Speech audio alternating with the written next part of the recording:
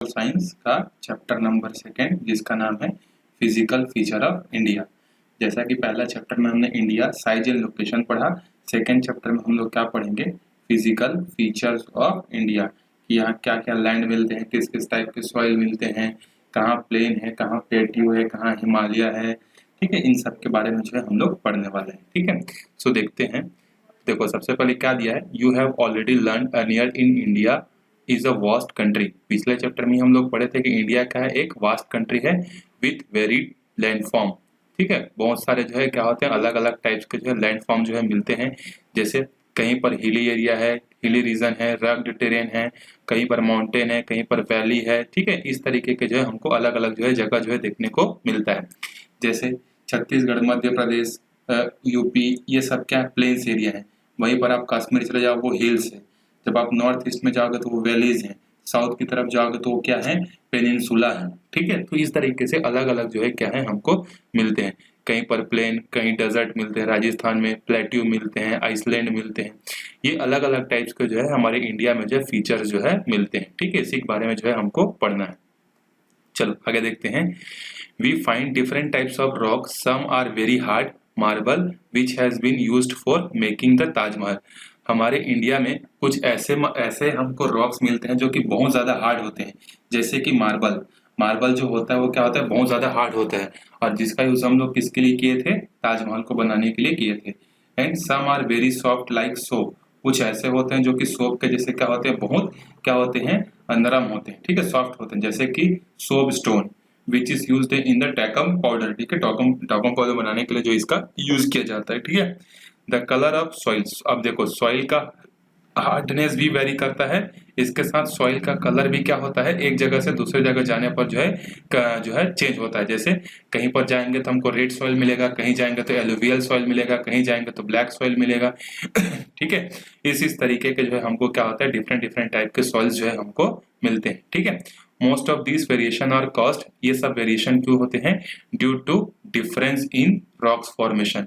अब रॉक्स का फॉर्मेशन जैसा हुआ होगा उसी के बेसिस पर वहां के फीचर्स होंगे। ठीक है, तो इसको डिटेल में जो है हम लोग पढ़ेंगे कि कहाँ पर रेड सॉइल क्यों मिलता है, ब्लैक सॉइल क्यों मिलता है। ये जो है रॉक्स के फॉर्मेशन के कारण जो है होता है। देखो, India is a large land mass during the different geological period which has been influenced her relief. Beside geological formation, a number of processes such as weathering, erosion and deposition has been created and modified the relief of present form. देखो क्या बोल रहा है कि ये जो landmass जो है, अलग अलग जगह पर जो अलग अलग टाइप का लैंडमास जो मिलता है वो क्या है, वो हमारे क्या है, रिलीफ के हिसाब से जो है हमको मिलता है। ठीक है, जियोग्राफिकल क्या है, कहीं अब ये जियोग्राफिकल जो लैंड मास है इसका जो फॉर्मेशन है, उसके फॉर्मेशन के पीछे बहुत सारे फैक्टर्स हैं।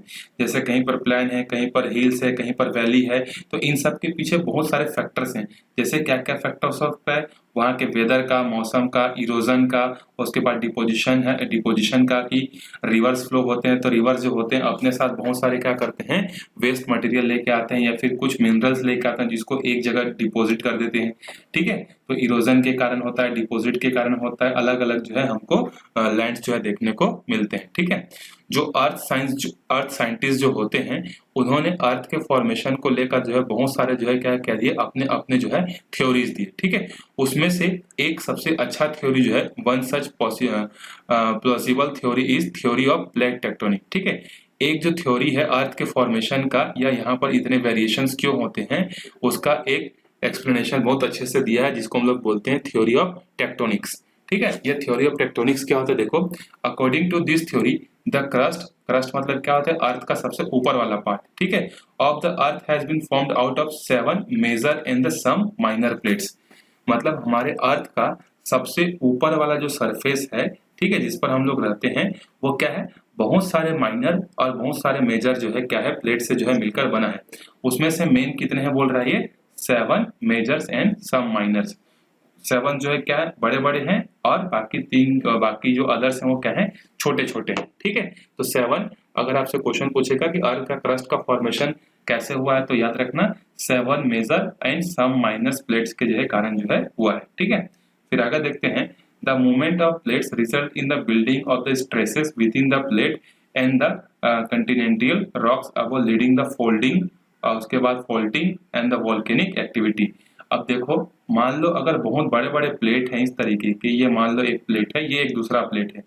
अब ये प्लेट्स क्या है, कंटिन्यूअसली जो है मोशन में रहते हैं। तो कई बार क्या होता है, ये जब स्ट्राइक होते हैं, कई बार क्या होता है जैसे फोल्डिंग हो गए, एक के ऊपर एक आ जाते हैं, फॉल्टिंग हो गए, टकरा जाते हैं, वॉल्केनिक एक्टिविटी। जब क्या होता है, दो प्लेट्स ऐसे टकराते हैं, टूटते हैं, तो उसके कारण क्या होता है, वहां पर जो है वॉल्केनिक एक्टिविटी जो है होता है। तो फोल्डिंग होता है, फॉल्टिंग होता है और वॉल्केनिक एक्टिविटीज जो है वहां पर होता है। ठीक है। These plates movement are classified into 3 types. ये जो प्लेट्स हैं, इसके प्लेट्स के मूवमेंट को हम लोग 3 तरीके से जो है बता सकते हैं। जैसे अगर दो प्लेट्स हैं, अगर अर्थ के क्रस्ट के अगर प्लेट्स जो है एक दूसरे के क्या कर रहे हैं, डायरेक्शन में। आप देखो, ये वाला प्लेट इधर जा रहा है, ये वाला प्लेट इधर जा रहा है, तो इस मोशन को हम लोग क्या बोलते हैं, कन्वर्जेंट बाउंड्री बोलते हैं। ये जो यहाँ पे जो बाउंड्री बना है, कन्वर्जेंट बाउंड्री बोलते हैं। ठीक है। अब अगर दोनों प्लेट एक दूसरे से दूर जा रहे हैं तो इसको क्या बोलते हैं, डाइवर्जेंट बाउंड्री बोलते हैं। और अगर इनका लेटरली मूवमेंट हो रहा है तो इसको हम लोग क्या बोलते हैं, ट्रांसफॉर्म बाउंड्री जो है बोलते हैं। ठीक है। ये 3 तरीके का जो है यहाँ पर क्या होता है, इनका मोशन जो है होता है। कन्वर्जेंट बाउंड्री जिसमें प्लेट्स एक दूसरे के साइड में आएंगे, डाइवर्जेंट बाउंड्री जहां पर प्लेट्स दूर जाएंगे, और ट्रांसफॉर्म बाउंड्री मतलब वो लेटरली क्या करेंगे, मूव करेंगे। ये 3 टाइप के जो है प्लेन बाउंड्रीज जो है, प्लेट बाउंड्रीज होती है। ठीक है। अब नेक्स्ट आते हैं, देखो यहाँ पर एक डू यू नो करके दिया, देखो most volcanics and the earthquakes in the world are located at the plate, क्या दिया है, प्लेट मार्जिन्स। ठीक है। जहां पर प्लेट का मार्जिन्स होता है ना, जैसे ये एक प्लेट है और ये एक प्लेट है, तो ये जो मार्जिन है, तो मोस्टली जो अर्थक्वेक्स जो होते हैं वो इसी के आसपास जो है आता है। ठीक है। लेकिन ऐसा नहीं कि वहीं पर होता है, कभी कभी कुछ अर्थक्वेक ऐसे होते हैं, वोल्केनिक ऐसे होते हैं जो कि प्लेट के बीचों बीच भी जो है आ जाते हैं। ठीक है। चलो अब आगे देखते हैं। The oldest landmass, the peninsula part was the Gondwana land। मतलब हमारे इंडिया में जितने भी लैंड मास मिलते हैं उन सब में, या पूरे वर्ल्ड का जो है अगर हम लोग बोलें, सबसे पुराने टाइप का लैंड मास कौन सा है, तो वो है गोंडवाना लैंड जो है सबसे पुराना है। अब ये जो गोंडवाना लैंड है, इस गोंडवाना लैंड का कुछ पार्ट इंडिया में भी है, कुछ पार्ट ऑस्ट्रेलिया में भी है, कुछ पार्ट जो है साउथ अफ्रीका में भी है। लेकिन जब अर्थ का फॉर्मेशन हुआ था तो स्टार्टिंग में जो है गोंडवाना लैंड में कौन कौन आते थे, इंडिया आता था, इसमें ऑस्ट्रेलिया आता था, साउथ अफ्रीका, साउथ अमेरिका, ये सब क्या थे, एक ही प्लेट के अंदर में जो है आते थे। ठीक है। The conventional current split the crust into the number of pieces. अब ये प्लेट्स क्या हो गए, किसी न किसी रीजन से क्या हो गए, टूट गए, और साउथ अमेरिका इधर चले गया, ऑस्ट्रेलिया नीचे चला गया, इंडिया इधर चले गया, साउथ अफ्रीका इधर चले गया, तो प्लेट क्या हो गया, अलग अलग पीसेस में ब्रेक डाउन हो गए, और उसी से क्या बना, Australia, Africa, south America, India जो है सेपरेट हो गए। उसी को बोल रहा है प्लेट के टूटने से। ठीक है। thus leading to the drifting on the Indo-Australian plate after being separated from the Gondwana land towards the north। उसके बाद जो ऑस्ट्रेलियन प्लेट था, जो इंडिया से अलग हुआ, ये मान लो एक पूरा प्लेट था, एक बहुत बड़ा प्लेट था, इसमें से ये वाला जो पोर्शन है, ये कटने के बाद कहाँ मूव करना चालू किया, नॉर्थ की तरफ चालू किया, मूव करना जो है नॉर्थ डायरेक्शन में जो है मूव किया। ठीक है। उसके बाद देखो, the northward drift resulted in the collision of the plate with the much larger Eurasian plate। Due to this, the sedimentary rocks which were accumulated in the geosynchronized known as the Tethys were fold and the mountain system of Western Asia in the Himalaya। अब देखो ये क्या बोल रहा है, जब ये single मास था तो नीचे वाला जब टूटा तो कहाँ जाने लगा, नॉर्थ की तरफ। फिर इसके अलावा जितने भी जो ऊपर वाले बचे वो कहाँ जाने लगे, ऊपर की तरफ जाने लगे। ठीक है।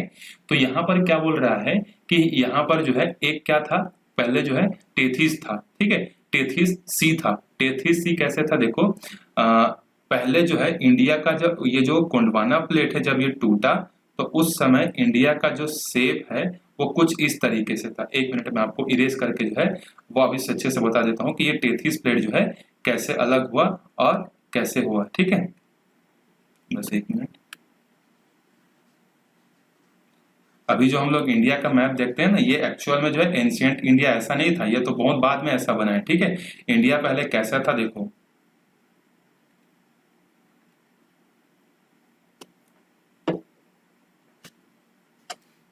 ये जो है इंडिया का शेप जो है कुछ इस तरीके का उस समय था, क्योंकि प्लेट से टूटने के बाद ये किधर मूव किया था, इस डायरेक्शन में मूव किया था। और इधर कौन था, इधर था यूरेशियन प्लेट, मैंने बताया ना 7 मेजर प्लेट थे, जैसे अफ्रीकन प्लेट हो गया, इंडियन प्लेट हो गया, पैसिफिक प्लेट हो गया, साउथ अमेरिका प्लेट हो गया, यूरेशियन प्लेट हो गया, अंटार्कटिक प्लेट हो गया। इस तरीके से जो है अलग अलग प्लेट्स थे। तो जब गोंडवाना लैंड जो है प्लेट से सेपरेट हुआ तो नॉर्थ वाला नीचे वाला टूट के इधर जाने लगा, लेकिन ये वाला जो इंडिया वाला जो पोर्शन है जो कि और साउथ अफ्रीका जो है इधर मूव करने लगा। ठीक है, ऑस्ट्रेलिया इधर जाने लगा, साउथ अफ्रीका टूटकर इधर जाने लगा और इंडिया वाला जो प्लेट था वो इधर जाने लगा। ठीक है, तो यहाँ पर क्या था, अंगारा लैंड था। ठीक है, जिस तरीके से टेथिस सी है ना, उसी तरीके से यहाँ पर जो है सॉरी ये क्या है, ये है गोंडवाना लैंड। ये गोंडवाना लैंड है और यहाँ पर था अंगारा लैंड और बीच में यहाँ पर क्या था, टेथिस सी था। ठीक है, टेथिस सी मतलब बहुत बड़ा जो है पानी समुद्र था, यहाँ पर टेथिस सी था। अब क्या होता है, ये जो गोंडवाना लैंड है और अंगारा लैंड है, यहाँ से क्या होता है, बहुत सारे रिवर्स जो है फ्लो होकर यहाँ पर अपना पानी जो है गिराती थी। जैसे अभी इंडिया के जितने भी रिवर्स हैं, या तो अपना वाटर वो बे ऑफ बंगाल में गिराती हैं और या फिर अरेबियन सी में गिराती हैं। तो उसी तरीके से पहले गोंडवाना लैंड से बहुत सारे रिवर्स निकलते थे और अंगारा लैंड से बहुत सारे रिवर्स निकलते थे। और जब रिवर्स अपना पानी यहाँ पर गिराते थे तो देखो, जब भी रिवर फ्लो होता है तो अपने साथ क्या करता है, बहुत सारे जो है सॉइल्स, बहुत सारे रॉक्स को जो है ब्रेक डाउन करते हुए लेके आता है और यहाँ पर उन सबको जो है इसने एक्यूमुलेट करना स्टार्ट कर दिया। ठीक है, अब ये प्लेट कंटिन्यूअसली इधर मूव कर रहा है और ये अंगारा लैंड और इधर से जो है सॉइल जो है कंटिन्यूअसली आ रहे हैं। तो जब ये दोनों नजदीक आ गए तो ये ऐसा नहीं कि 1 साल 2 साल की बात है, ये पूरा प्रोसेस कई मिलियंस ईयर का है। तो जब यहाँ पर सॉइल इकट्ठा होने लगे तो जमने लगे और हार्ड होने लगे। ठीक है, क्योंकि पानी के नीचे रहेंगे तो प्रेशर हाई रहेगा, तो वो सारे सॉइल जो है अब क्या बनने लगे, वो सारे सॉइल जो है रॉक बनने लगे। ठीक है, और जब ये प्लेट दोनों नजदीक आए तो उसी के कारण यहाँ पर जो हार्ड सरफेस जो जमा हुआ था ये ऊपर की तरफ उठने लगा, क्योंकि ये प्लेट और ये प्लेट दोनों आ रहे हैं तो इसको जगह चाहिए। तो जगह के लिए यहाँ का जो सॉइल है वो रॉक्स के फॉर्म में ऊपर उठने लगा और इसी से क्या बना, हमारा हिमालयन जो है रीजन जो है बना है। ठीक है, हिमालय ऊपर कैसे उठा, तो गोंडवाना लैंड से इंडियन प्लेट अलग हुआ और अंगारा लैंड की तरफ जो है जाने लगा। ठीक है, जब अंगारा लैंड और गोंडवाना लैंड एक दूसरे के नजदीक आए तो ये दोनों पहले क्या करते थे, बहुत सारे रिवर्स से जो है मिट्टी रॉक्स वगैरह जो है फ्लो करा कर लाते थे और टेथिस सी के पास क्या करते थे, उसको जमा करते थे। फिर जब ये प्लेट नजदीक आने लगे तो इन सॉइल को जगह नहीं मिला तो ये रॉक्स बनने लगे और रॉक्स के कारण क्या हो गए, धीरे धीरे जो है ये ऊपर उठने लगे और कई मिलियंस ईयर के बाद क्या हो गया, यहाँ पर हिमालयन का जो है क्या हुआ, यहाँ पर जो है फॉर्मेशन जो है हुआ है। ठीक है, तो उसी चीज को यहाँ पर भी एक्सप्लेन किया हुआ है कि टेथिस सी था और क्या क्या हुआ, यहाँ पर ग्रेजुअली फील्ड हुआ decomposition of sediments by the rivers from the mountains in the north and the peninsula plate to the south. इसी को पेनिनसुला प्लेट बोल रहा है ना, ये गोंडवाना लैंड को ही क्या बोलते हैं, पेनिनसुला प्लेट जो है हम लोग इसको बोलते हैं, ये वाला पेनिनसुला प्लेट है गोंडवाना लैंड का। अगर हम लोग ये गोंडवाना लैंड की बात करें तो गोंडवाना लैंड क्या था, पहले पूरा था ऑस्ट्रेलिया साउथ अफ्रीका ये पूरा था तो उसको बोलते थे गोंडवाना लैंड। जब गोंडवाना लैंड का इंडिया वाला पार्ट अलग हुआ तो उसको हम लोग बोलते हैं पेनिनसुला। तो यहाँ कंफ्यूज मत होना, मैं गोंडवाना लैंड बोल रहा हूँ मतलब इंडिया वाला पार्ट गोंडवाना। पूरा गोंडवाना तो कौन कौन था, ऑस्ट्रेलिया था, साउथ अफ्रीका था, साउथ अमेरिका था, ये सब मिलकर जो गोंडवाना लैंड बने थे। उसी से अलग होकर इधर ऑस्ट्रेलिया बना, इधर साउथ अफ्रीका बना। इंडिया वाला जो पार्ट है उसको बोलते हैं पेनिनसुला। तो पेनिनसुला जो है और अंगारा लैंड दोनों क्या हो गए, यहाँ पर जो है हिमालय का जो है फॉर्मेशन जो है किए। देखो, The land of India displays a great physical variation. Geologically, the peninsula plateau constituted the one of the ancient land masses on the earliest surface. It was supported to one of the most stable land blocks. और ये जो Gondwana land का India वाला जो part है, मतलब India में जो पार्ट आया गोंडवाना का वो है पेनिनसुला।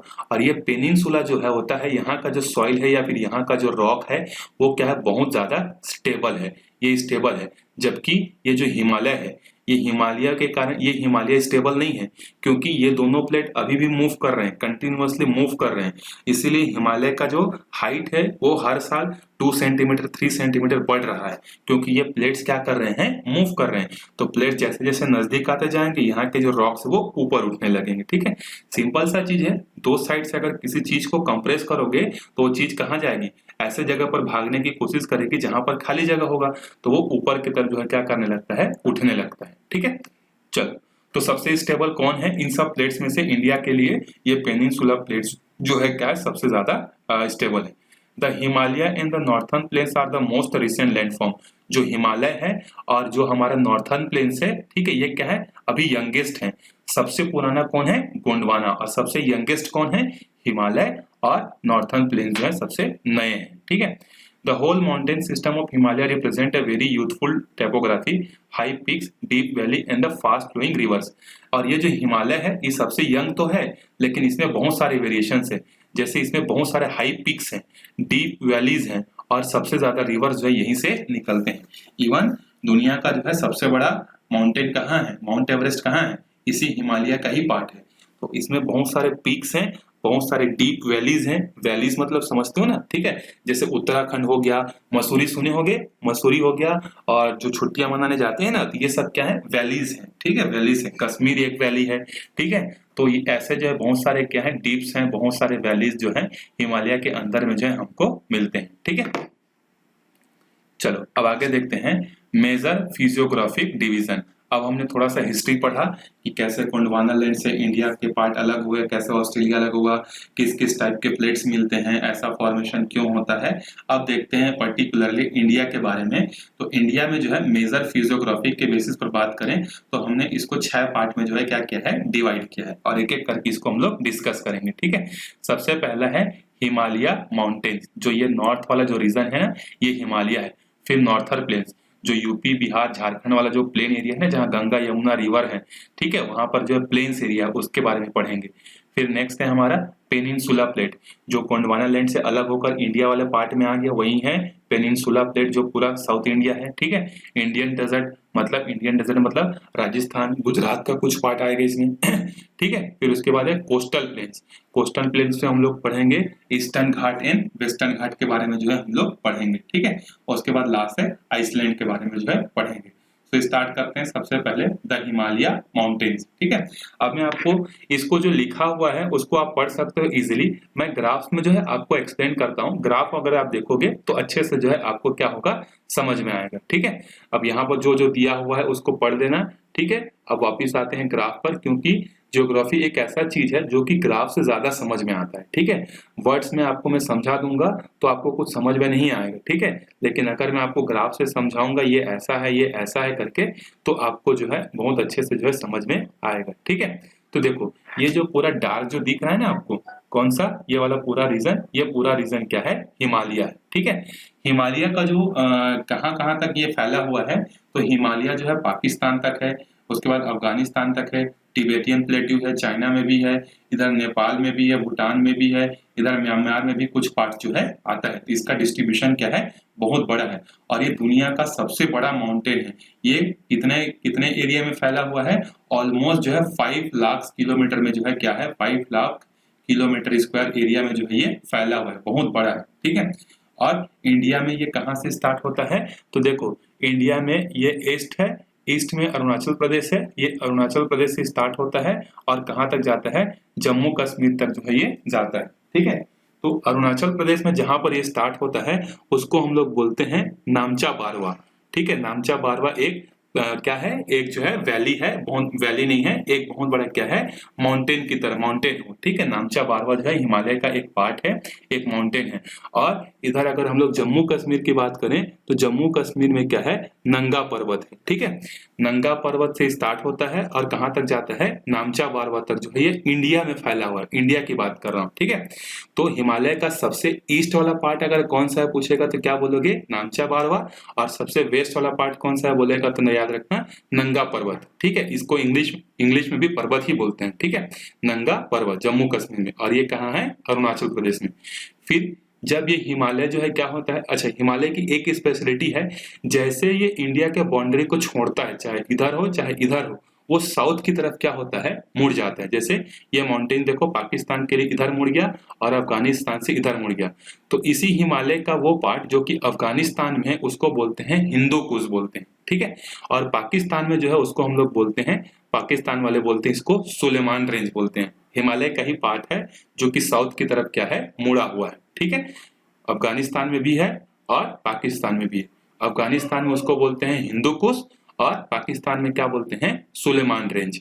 यही चीज जब क्या होता है इधर ईस्ट वाले में आते हैं तो ईस्ट में भी इंडिया क्या होता है, ईस्ट वाले पार्ट पर भी हिमालय क्या होता है, साउथ की तरफ कंटिन्यूअसली जो है क्या होता है, मुड़ जाता है और ये म्यांमार की तरफ जो है जाता है और इसी हिमालय का आगे वाला पार्ट जाकर क्या बनता है, अंडमान निकोबार आइसलैंड बनता है। ठीक है, वो वाटर के कारण हिमालय जो है बीच में पानी में दब गया है और जहां पर हिमालय की हाइट ज्यादा थी वो एज अ आइसलैंड की तरफ उठकर जो है आ गया है।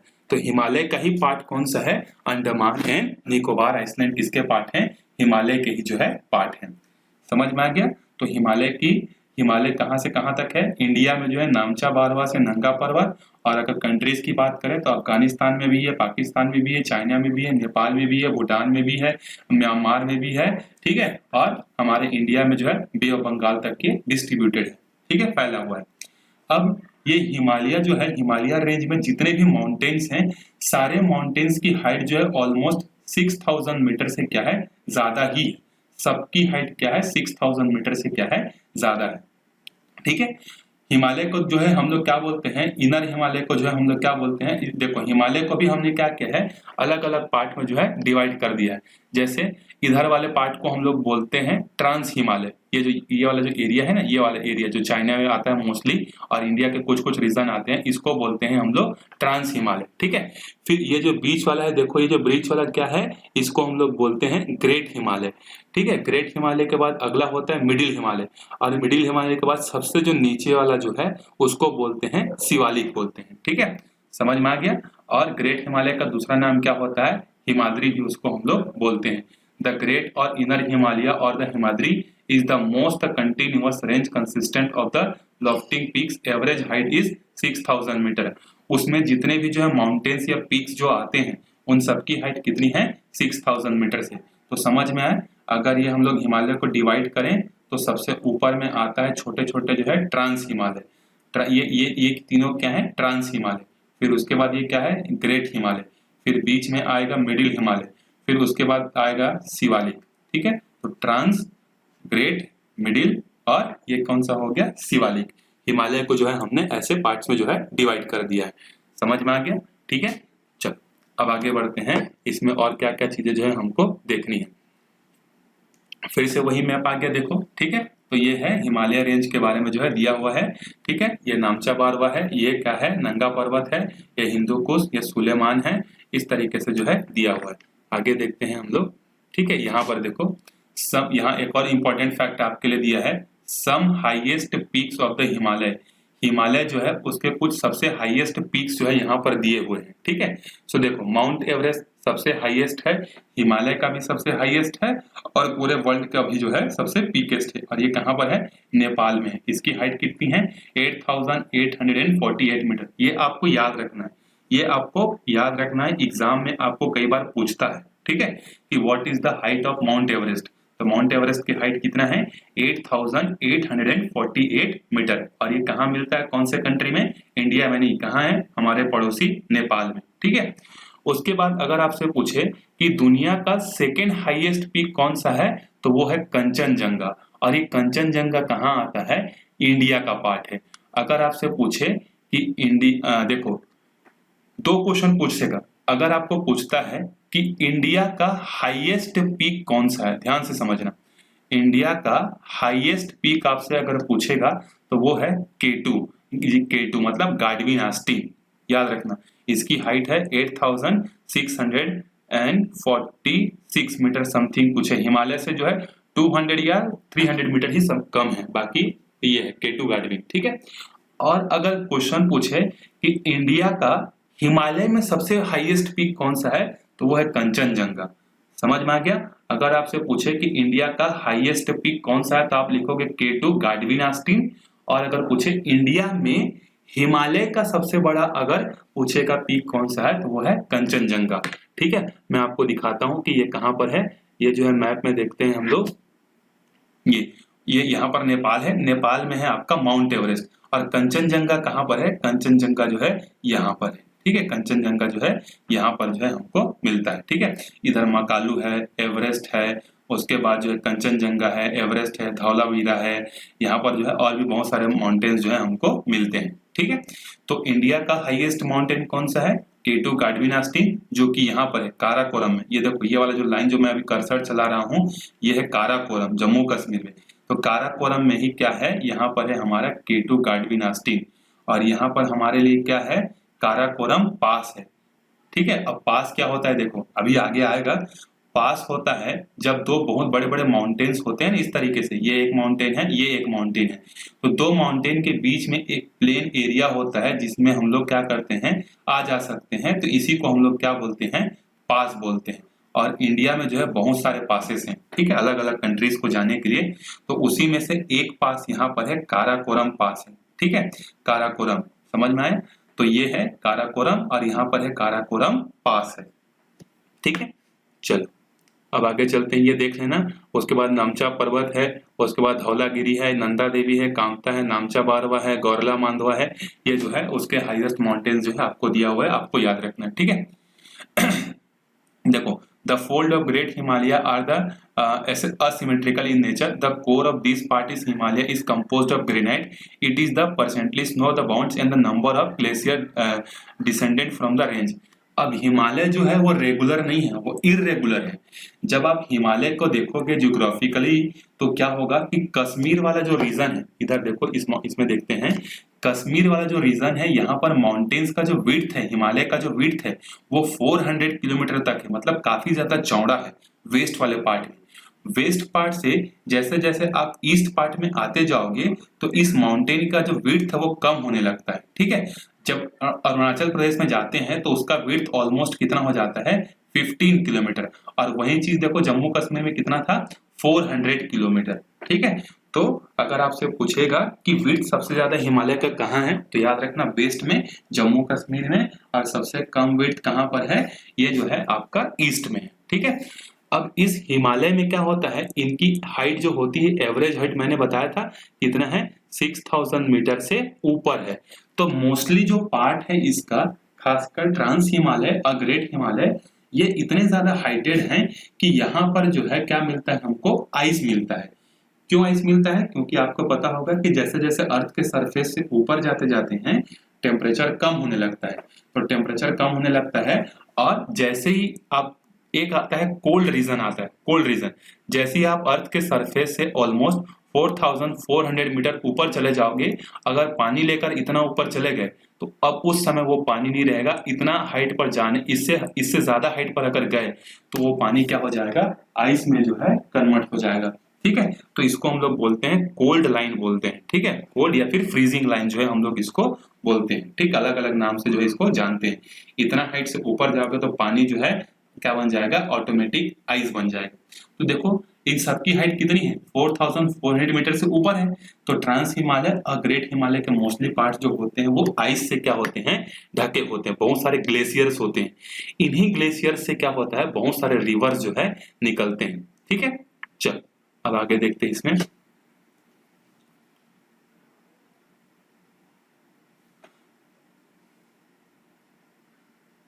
देखो क्या दिया है, the name of the glacier in the passes that lie in the great Himalaya. Great Himalaya में जो है कौन से ग्लेशियर्स हैं? ठीक है, तो ग्रेट हिमालय में जो है 5 ग्लेशियर्स हैं। उसमें से एक सियाचिन क्या है, सियाचिन भी क्या है, एक बहुत बड़ा ग्लेशियर है। अब सियाचिन का जो हिस्ट्री है वो क्या है, बहुत अलग है। ठीक है, वहां पर हमारे इंडियन आर्मी जो है मतलब -70 डिग्री -60 डिग्री टेम्परेचर पर भी जो है वहां पर रहते हैं। ठीक है, तो हमारा जो है ग्रेट हिमालय का जो है सबसे बड़ा ग्लेशियर है ससाईजी। ठीक है, ससाईजी जो है क्या है, सबसे बड़ा जो है क्या है, ग्लेशियर है ससाईजी। ठीक है, और उसके बाद सेकंड पूछा है कि the name of the state where the highest peak are located. India का हाईएस्ट पीक K2 गाडविन कहाँ पर लोकेटेड है, जम्मू कश्मीर में जो है लोकेटेड है।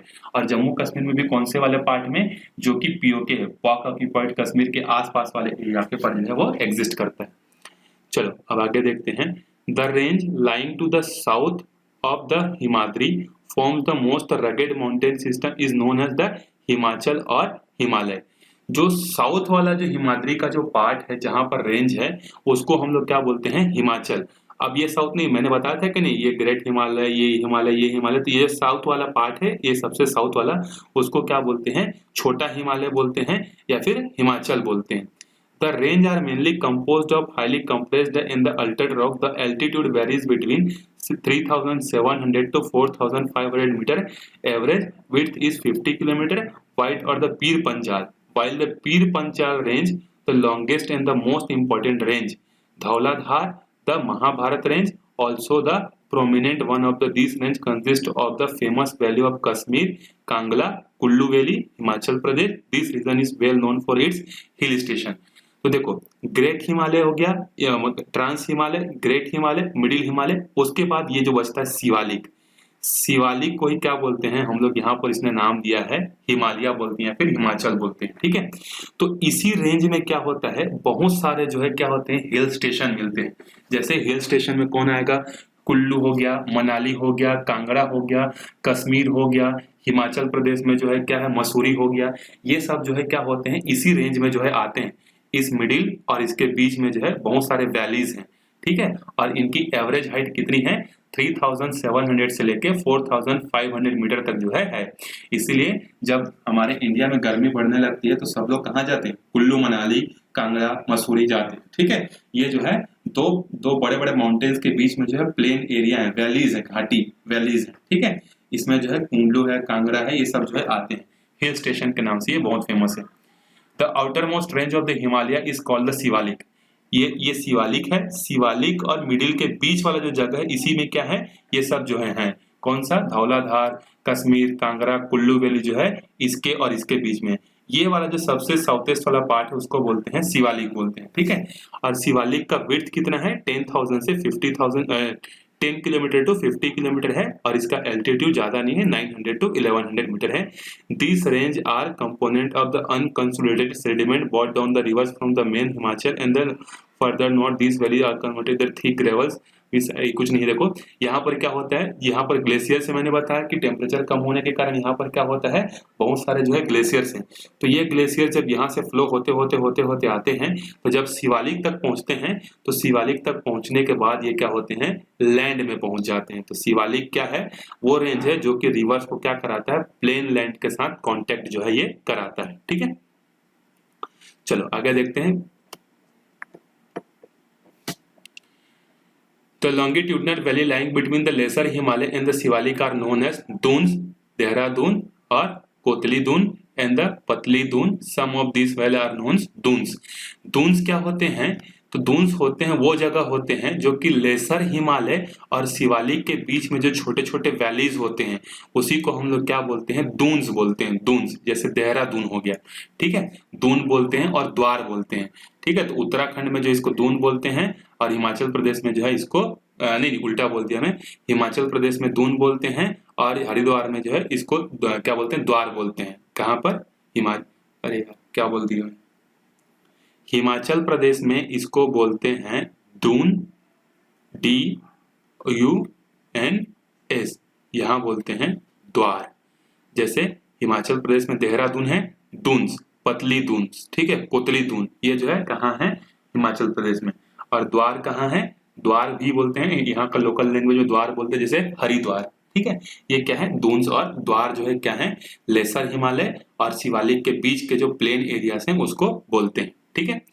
चलो अब उसके बाद इसमें कुछ नहीं दिया है और आगे चलते हैं हम लोग। सेकंड, हिमालय के बारे में पूरा पढ़ लिया हमने, ठीक है। देखो यहाँ पर मेजो हिल्स के बारे में जो है दिखा है, मेजो हिल्स कहाँ पर है, मिजोरम में जो है, ठीक है। इसको जो है देखो नॉर्थ ईस्ट में जो है इनको अलग अलग नाम से जाना जाता है, बहुत सारे छोटे छोटे जो है क्या है यहाँ पर जो है और भी वैलीज है। चलो देख लेते हैं थोड़ा सा। The Brahmaputra marks the eastern most boundary of the Himalaya boundary the दिहांग गार्ज। देखो अब दिहांग गार्ज क्या होता है, गार्ज क्या होता है, देखो यहाँ से जो है मानसरोवर से जो है एक जगह है राक्षस ताल करके, राक्षस ताल से क्या होता है ब्रह्मपुत्र रिवर जो है निकलता है जिसको चाइना में क्या बोला जाता है सांगपो रिवर। ये देखो ये सांगपो रिवर है, सांगपो रिवर अरुणाचल प्रदेश में जहां पर भी इंटर करता है ये वाला जगह, इस वाले जगह को हम लोग क्या बोलते हैं, यहाँ पर बोला है गार्ज बोलते हैं। कौन सा गार्ज बोलते हैं उसको हम लोग, यहाँ देखो उसको बोलते हैं दिहांग गार्ज। अब ये गार्ज क्या होता है, देखो जब रिवर ऐसा फ्लो होते होते आता है अरुणाचल प्रदेश में ऐसा एंटर करता है तो तो वो क्या करता है, जमीन को गड्ढा करने लगता है। ये देखो ये बड़ा जगह है, ये हाइटेड है। जैसे यहाँ से रिवर आया, रिवर क्या करेगा, इसको हिमालय को काट कर गड्ढा करता है।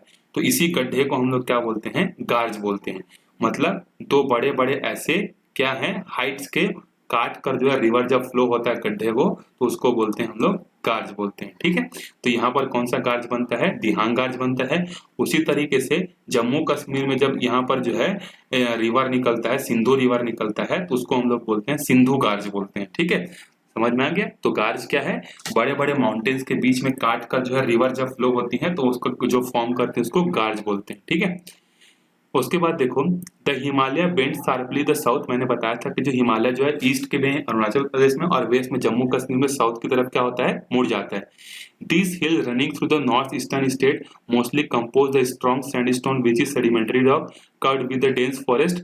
ये हिमालय क्या होता है, जब नॉर्थ ईस्ट वाले एरिया में जाता है हमारे, जैसे असम हो गया, मिजोरम हो गया, नागालैंड हो गया, तो वहां पर जो है ये अलग अलग जो है क्या होता है, पार्ट्स में डिवाइड हो जाता है। जैसे कहीं पर जो है बहुत सारा डेंस फॉरेस्ट मिलेगा, कहीं पर सेडिमेंटरी रॉक्स मिलेगा, अलग अलग वैलीज मिलेंगे। ठीक है, तो यहाँ पर जो है पूर्व ईस्ट में जो है हमको अलग अलग जो है क्या होता है, मिलता है। जैसे उसमें से एक है पतकारी हिल्स है, नागा हिल्स है, मणिपुर हिल्स है, मिजो हिल्स है।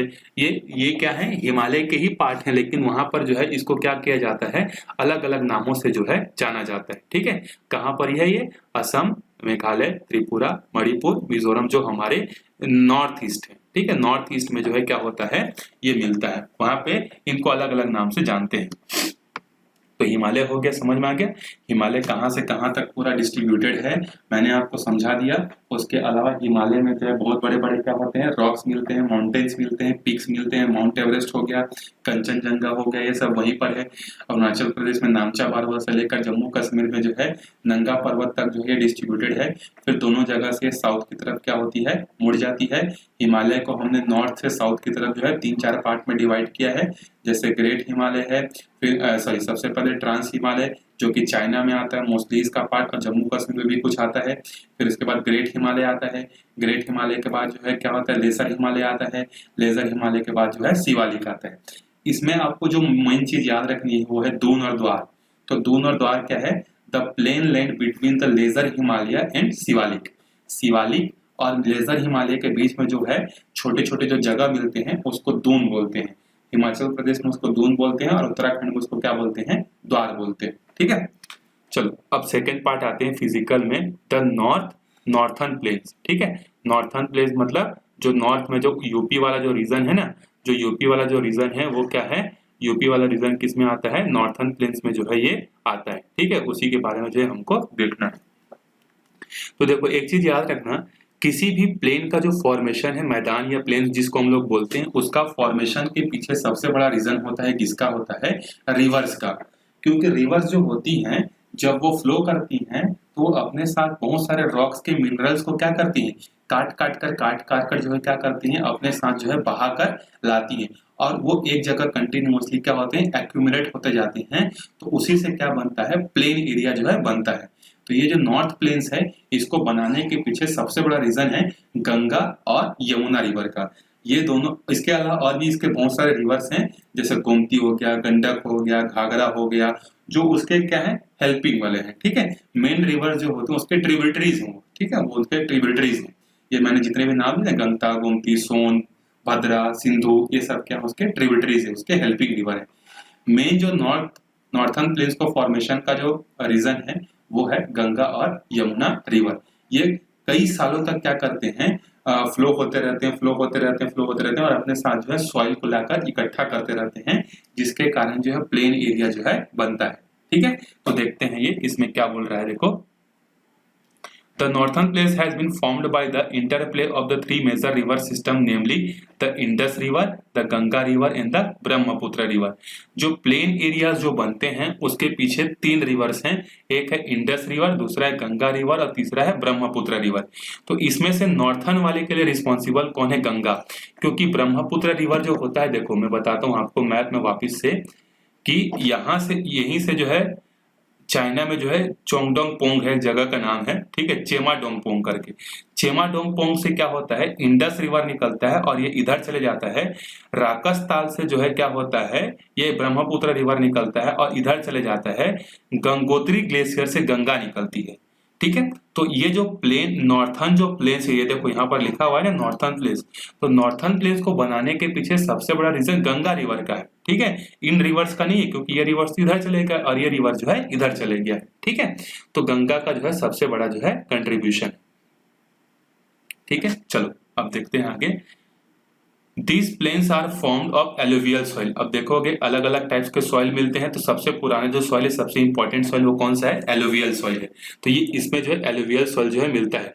The deposition of alluvial in the vast basin lying in the foot hills of Himalaya over the millions of year, वही बोल रहा है कि मिलियंस ऑफ ईयर के कारण जो है यहाँ पर हिमालय से लाकर जो वेस्ट मटेरियल है उसके लाने से जो है इसका फॉर्मेशन हुआ है। और ये क्या है, बहुत फर्टाइल है। ये याद रखना, क्यों फर्टाइल है, क्योंकि गंगा रिवर जो होता है वो हर साल, यमुना हो गया, गंगा हो गई, ये हर साल अपने साथ सॉइल लाके जमा कर दे जाती है और बहुत सारे मिनरल्स होते हैं, ठीक है। तो क्योंकि मिनरल्स कहाँ मिलते हैं, रॉक्स में मिलते हैं, तो रॉक्स के मिनरल को ये लाकर प्लेन में जो है एक्यूमुलेट करते जाती हैं। दैट्स व्हाई ये जो प्लेन वाले जो रीजन है ये क्या है, बहुत ज्यादा फर्टाइल होते हैं। It spread over an area of 7 lakh kilometre square. देखो 7 लाख किलोमीटर स्क्वायर में जो ये डिस्ट्रीब्यूटेड है। The plain being about 2400 kilometre long and the 240 to 330 kilometre broad. लंबा कितना है, 2400 किलोमीटर, और चौड़ा कितना है, 240 से लेकर 320 तक। अलग अलग जगह पर जो है ये वेरी करता है। It is densely populated physiographic division. और ये क्या है, पॉपुलेशन के बेसिस पर भी क्या है, बहुत ज्यादा जो है क्या है, डेंस है। क्यों, क्योंकि लोग उसी जगह पर रहना पसंद करते हैं जो कि प्लेन है। अब आप ही की बात करो, अगर आपका घर बार बार माउंटेन में होता, आपको हर दिन सुबह 10 बार ऊपर चढ़ना पड़ता, नीचे चढ़ना पड़ता, तो आप चढ़ते क्या, अच्छा लगता क्या, ठीक है। तो इसीलिए जो है लोग अपने सहूलियत के हिसाब से, अपने कंफर्ट के हिसाब से जो है इन प्लेन्स एरिया पर रहना पसंद करते हैं। वैसे भी इंडिया का सबसे पॉपुलेटेड जो स्टेट है वो है यूपी, और ये प्लेन्स जो है मोस्टली कहाँ मिलता है, यूपी में जो है मिलता है, ठीक है। तो ये जो पूरा नॉर्दर्न प्लेन्स है, ये नॉर्दर्न प्लेन्स क्या है, पॉपुलेशन के बेसिस पर भी डेंस है और बहुत ज्यादा फर्टाइल है। फर्टाइल और पॉपुलेशन दोनों के कारण जो है यूपी क्या है, चाहे वो राइस हो चाहे वो गेहूं हो, इसके प्रोडक्शन में क्या है सबसे आगे है। चलो आगे देखते हैं क्या दिया है, with a rich soil cover combined with the adequate water. अब ये क्या है, सॉइल जो होते हैं ये सॉइल सॉफ्ट है, इनकी प्रॉपर्टी क्या होती है कि ये वाटर को होल्ड करके रख सकते हैं बहुत अच्छे से, ठीक है। And favourable climate, it is the agriculture a very productive part of India. और साथ ही साथ ये एग्रीकल्चर के लिए क्या है, यहाँ पर बेस्ट सुटेबल कंडीशन होता है, ठीक है। ऐसा नहीं कि पानी कम होगा या पानी ज्यादा होगा, जितना पानी चाहिए उतना ही पानी यहाँ पर भी क्या होता है, गिरता है, और अच्छे से जो है यहाँ पर एग्रीकल्चर जो है होता है, ठीक है। The river coming from the northern mountains are involved is the क्या दिया है, डिपोजिशनल वर्क। वही मैंने बताया कि जो रिवर जो फ्लो करा कर आते हैं वो यहाँ पर क्या करते हैं, अपनी सॉइल को जो है इकट्ठा करते हैं। In the lower coast, due to the gentle slope of the velocity of the river decreases, which result in the formation of riverine island। अब यहाँ पर क्या होता है, देखो जब माउंटेन से रिवर फ्लो होते आते हैं तो माउंटेन्स की हाइट क्या होती है, बहुत ज्यादा होती है। तो जब रिवर माउंटेन से गुजरते रहते हैं तो उस समय उनका की फ्लो का जो स्पीड होता है, उनकी फ्लो की स्पीड क्या होती है, फ्लो हाई रहता है। लेकिन जैसे वो लेजर हिमालय से शिवालिक हिमालय में आते हैं, प्लेन एरिया पर आ जाते हैं, तो उनकी स्पीड क्या होती है, कम हो जाती है, और वो सॉइल को यहीं पर क्या करते हैं, छोड़ देते हैं, जिसके कारण किसका फॉर्मेशन होता है, रिवराइन आइसलैंड का। अब अलग अलग आइसलैंड का फॉर्मेशन होता है, देखेंगे हम लोग, ठीक है। जैसे एक बहुत अच्छा आइसलैंड है, जब ब्रह्मपुत्र रिवर अरुणाचल प्रदेश से जो है, ये यहाँ पर जो है मैंने बताया था राकसताल है, राकसताल से ऐसा निकलता है और अरुणाचल प्रदेश में एंटर करता है। अरुणाचल प्रदेश में एंटर करने के बाद वो असम में एंटर करता है, ठीक है। तो इसी बीच में जो है ब्रह्मपुत्र रिवर क्या करता है, the largest inhabited riverine island का जो है फॉर्मेशन करता है, जिसका नाम है माजुली, ठीक है। आप नेट में सर्च करना, आपको बहुत इंटरेस्टिंग चीजें उसमें जानने को मिलेंगी। माजुली दुनिया का एकमात्र ऐसा रिवराइन है, आइसलैंड है जो कि रिवर ने बना है। वैसे तो आइसलैंड बहुत सारे, अंडमान है, लक्षद्वीप है, लेकिन ये सब किसके कारण बने, सी के कारण। इंडिया में जो रिवर के कारण जो आइसलैंड बना है वो एकमात्र है, जो कि कौन है, माजुली, ठीक है, माजुली कहाँ है, असम में जो है ये आता है। मतलब रिवर के मिट्टी लाने के कारण या डिपॉजिट लाने के कारण, एक्यूमुलेट होने के कारण जो है मजुली का जो है क्या हुआ है, फॉर्मेशन जो है हुआ है। ठीक है, समझ में आ गया। Riverine island. The river in their lower course is split into number of channels due to the deposition of slit. These channels are known as distributaries. Distributaries क्या होती है, मैंने बताया कि जब क्या होते हैं, रिवर बहुत स्पीड से ऊपर से फ्लो करते आते हैं, जैसे ही लेजर हिमालय और शिवालिक हिमालय में पहुंचते हैं, इनका का सामना किससे होता है, प्लेन लैंड से होता है। तो जब ये प्लेन लैंड से होता है तो इनकी स्पीड क्या होती है, कम हो जाती है, और ये अलग अलग पार्ट्स में जो है इस तरीके से क्या हो जाते हैं, डिवाइड हो जाते हैं, जिसको हम लोग बोलते हैं डिस्ट्रीब्यूटरीज बोलते हैं। The northern plains is broadly divided into three sections. The western part, northern plain, is referred as the Punjab plain, formed by the Indus and its tributaries, and the larger part of these places is lying in Pakistan. The Indus and the tributaries in the Jhelum, the Chenab, Ravi, Byas, and Satluj originate the Himalaya. This section is called this section of the plain is dominated by the दोबास। ठीक है, अब यहाँ पर जो हम लोग दो चीज पढ़ेंगे, दोआब पढ़ेंगे और एक पढ़ेंगे, दोआब पहले देख लेते हैं क्या होता है। ठीक है, तो ये बोल रहा है कि जो ट्रिब्यूटरीज जो बनती हैं वो मेन जो है 3 ट्रिब्यूटरीज है। ठीक है, मेन कितनी ट्रिब्यूटरीज हैं, 3 है। अब ये 3 कौन कौन से हैं मैं आपको दिखाता हूँ, तब तक इस मैप को मैं थोड़ा सा क्लीन कर देता हूँ ताकि आपको जो है समझ में आए। और 3 ट्रिब्यूटरीज जो बनाती हैं वो कौन कौन सी हैं, एक तो इंडस बनाती है, एक ब्रह्मपुत्र बनाता है या बनाती है, जो भी है। ठीक है, जेंडर देख लेना आप लोग रिवर के लिए, वैसे मोस्टली जो है उसके लिए फीमेल वाले वर्ड जो है यूज होता है। ठीक है, तो ये हो गया 3 ट्रिब्यूटरीज कौन कौन बनाती है, गंगा बनाते हैं, ब्रह्मपुत्र और इंडस रिवर जो है ये बहुत बड़ी बड़ी ट्रिब्यूटरीज जो है बनाती है। ठीक है, तो देखो जो इंडस रिवर जो ट्रिब्यूटरीज बनाती है उसका मोस्टली पार्ट कहाँ है, पाकिस्तान में।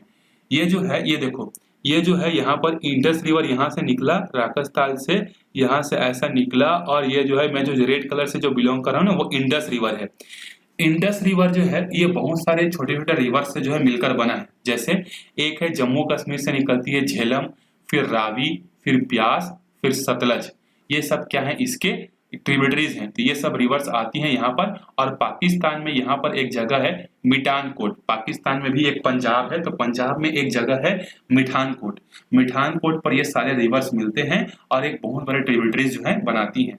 ठीक है, तो ये पूरा जो है क्या किसका ट्रिब्यूटरीज है, ये पूरा रीजन जो है इंडस ट्रिब्यूटरीज है। ठीक है, और इंडस ट्रिब्यूटरीज का मोस्टली फायदा किसको मिलता है, पाकिस्तान को। ये पाकिस्तान का ये वाला जो एरिया है ना, सिंध प्रांत जिसको बोलते हैं हम लोग, पंजाब बोलते हैं, वो बहुत ज्यादा क्या है, फर्टाइल है।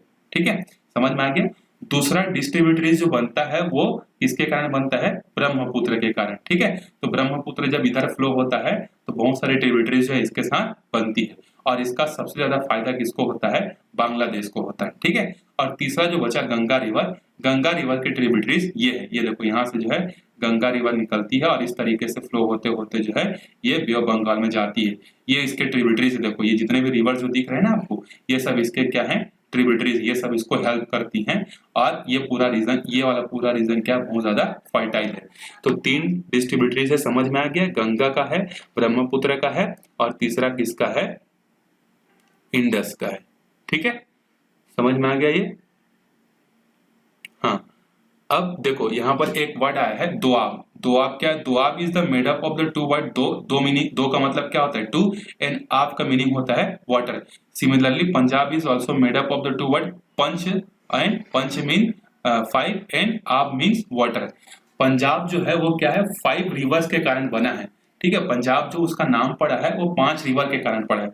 और ये 5 रिवर कौन कौन से हैं, तो 5 हैं, रावी, चेनाब, ब्यास, झेलम, सतलज और झेलम। ये 5 रिवर जो है पाकिस्तान से फ्लो होती हैं, इसीलिए इसको बोलते हैं पंच आब। आब मतलब होता है वाटर, पंच मतलब 5। उसी तरीके से दोआब क्या होता है, 2 वाटर बॉडीज जो होती हैं उसको हम लोग बोलते हैं दोआब बोलते हैं। ठीक है, तो पंजाब क्या होगा, 5 से होगा। ठीक है, उसके बाद देखो the Ganga plain extends between the Ghaghara and the Teesta river. ठीक है, It spread over the state of North India, Haryana, Delhi, UP, Bihar, partly Jharkhand, West Bengal to east, particularly Assam lies in the Brahmaputra plain. यहाँ पर क्या होता है, दो terms और हमको समझना है, एक है बांगर और एक है खादर, वो मेरे ख्याल से आगे आएगा भी। तो बांगर और खादर क्या होता है, देखो जब रिवर फ्लो होता है तो वो कंटिन्यूअसली जो है उस जहां पर वो फ्लो होता है उसको गड्ढा करने की कोशिश करता है। तो देखो ये मान लो एक प्लेन लैंड है, ठीक है, और ये क्या है, ये सॉइल है। यहाँ इस पे आसपास जो है रिवर बहुत से दिनों से फ्लो हो रही है, तो रिवर ने इस जगह को क्या किया है, गड्ढा कर दिया है। ये जो बीच वाला जगह है ये क्या है, गड्ढा हो गया है। ये ऊपर वाला जो है ये क्या है, गड्ढा नहीं हुआ है। गड्ढा कब होगा, जब सॉइल फ्लो वाटर जो है फ्लो होगा। तो वाटर इस एरिया में कई सालों से फ्लो हो रही है, तो इतना एरिया को काट काट कर क्या की है, गड्ढा बना दी है, जैसे कैनल जैसा। तो इसमें क्या होता है, हर साल जो है क्या होता है, नई नई मिट्टी जो है आकर ये एक्यूमुलेट करती है। तो ये वाला रीजन क्या कहलाता है, खादर कहलाता है। तो खादर कौन सा रीजन है, वो रीजन है जिस पर वाटर फ्लो होता है और जिसमें हर साल सूखने के बाद वो क्या करती है, बहुत सारी मिट्टी को लाकर इकट्ठा करती है, बहुत सारा फर्टाइल होता है। तो बांगर किसको बोलते हैं, तो बांगर वो रीजन होता है जहां पर रिवर का पानी जो है फ्लो नहीं हो पाता, नहीं पहुंच पाता। यहाँ पर पानी नहीं पहुंच पा रहा है, यहाँ पर पहुंच पा रहा है, तो ये खादर है और ये वाला क्या है, बांगर है। ठीक है। हाँ, अब कई बार पूछता है कि गंगा रिवर जो है किस किस स्टेट से जो है होकर गुजरती है। तो याद रखना 5 स्टेट से होती है, उत्तराखंड, यूपी, बिहार, झारखंड में भी आता है, और फाइनली वेस्ट बंगाल से होते हुए बांग्लादेश में जो है जाकर ये मिल जाती है। ठीक है, समझ में आ गया। अब उसके बाद आगे देखते हैं इसमें और कुछ इंपॉर्टेंट चीज हमारे जानने के लायक है क्या। According to the variation the feature northern plains can be divided into 4 region, the river after descendant, ये कुछ नहीं। भाबर मैंने बता दिया, भाबर और खादर जो है मैंने बता दिया क्या होता है। हाँ, भाबर देखो 2-3 वर्ड और आएगा। भाबर क्या होता है, देखो मैं बता देता हूँ। ये रिवर जो है क्या होते हैं, माउंटेन से फ्लो होते जब आते हैं तो अपने साथ क्या करते हैं, बहुत बड़े बड़े रॉक्स को लाकर ये क्या करते हैं, इकट्ठा करते हैं। ठीक है, तो जैसे फ्लो होते होते आते हैं, जैसे ये शिवालिक रीजन पर पहुंचते हैं, शिवालिक रीजन के आगे क्या हो जाता है, प्लेन एरिया स्टार्ट हो जाता है। तो ये जो रॉक्स जो इन लोग लेकर आते हैं, ये रॉक्स को आगे नहीं ले जा पाते, तो इन रॉक्स को जो है ये एक एक जगह इकट्ठा करने लगते हैं। तो वो एरिया जहां पर शिवालिक खत्म होता है और प्लेन एरिया स्टार्ट होता है, वहां पर ये रॉक्स को क्या करते हैं, वो जगह जो है जमा करके रखने लगते हैं। उस एरिया को हम लोग बोलते हैं भाबर बोलते हैं। ठीक है, तो भाबर कौन सा एरिया है, वो एरिया है जहां पर शिवालिक का स्लोप खत्म होता है और प्लेन एरिया स्टार्ट होता है, और जहां पर बहुत सारे जो है क्या है, रॉक्स जो है इकट्ठे होते हैं, उसको बोलते हैं भाबर बोलते हैं। ठीक है, भाबर की क्या होता है, जब पानी इनके बीच से गुजरती है तो हमको ऐसा लगता है कि यहाँ पानी है ही नहीं, क्योंकि बहुत बड़े बड़े रॉक्स हैं, और ये पानी जो है इस रॉक्स के भीतर से ऐसे निकलने लगती है, रॉक्स के भीतर फ्लो होने लगती है। ऊपर से जब देखोगे तो लगेगा कि यहाँ पानी गायब हो गई, यहाँ तक पानी था, जैसे यहाँ पर पहुंचा ये पानी क्या हो गया, गायब हो गया, ऐसा हमको फील होता है, क्योंकि ये रिवर जो होता है ये इस बड़े बड़े रॉक्स के बीच में जो है ये फ्लो होती है। तो इस रीजन को बोलते हैं भाबर। इसके आगे जब जाओगे तो बहुत सारा जो है पानी अचानक से यहाँ पर आता है। ठीक है, बहुत सारा पानी अचानक से इकट्ठा हो जाता है, तो ये एरिया जो होता है पूरा मर्सी एरिया हो जाता है, दलदली हो जाता है, तो इसको बोलते हैं तराई बोलते हैं। ठीक है, तो तराई वो एरिया है जो कि भाबर के बाद का मर्सी एरिया होता है। यहाँ पर डेफिनेशन दिया होगा, देखो तराई का जो डेफिनेशन आप पढ़ लेना। भाबर बेल्ट क्या होता है, तराई क्या होता है, swampy in the marshy region known as Terai. ठीक है, समझ में आ गया।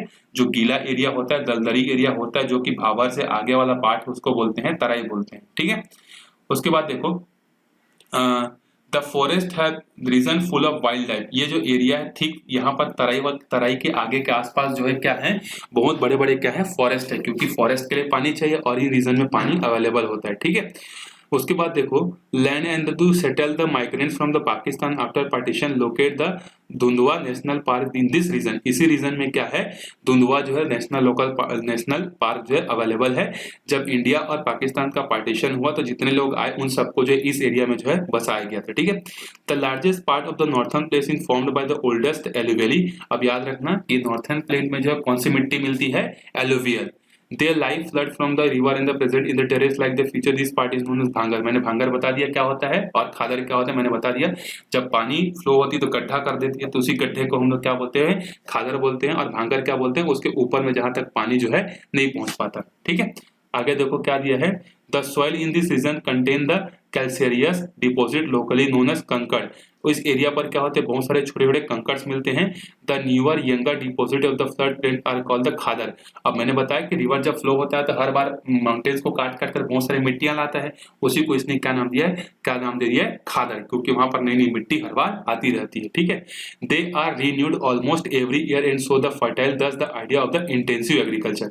अब अगर मिट्टी हर बार अगर नई नई होगी, ऑब्वियस ही बात है वो क्या होगी, बहुत ज्यादा फर्टाइल होगी। ठीक है, इसलिए बहुत ज्यादा एग्रीकल्चर जो है किया जाता है। ठीक है, तो इस वीडियो में हम लोग यहीं तक पढ़ते हैं, नहीं तो ये वीडियो क्या हो जाएगा, बहुत लंबा हो जाएगा। ठीक है, 2-3 पार्ट में इसको मैं लेके आऊंगा। तो ये पहला पार्ट है, अगर समझ में नहीं आया होगा तो एक और बार बताना, मैं कमेंट करके या फिर एक नया सेपरेट वीडियो आपके लिए बना दूंगा। अगर फास्ट हो गया होगा, अगर कोई चीज समझ में नहीं आया होगा तो ठीक है, तब तक पढ़ते रहो और वीडियो शेयर करते रहो।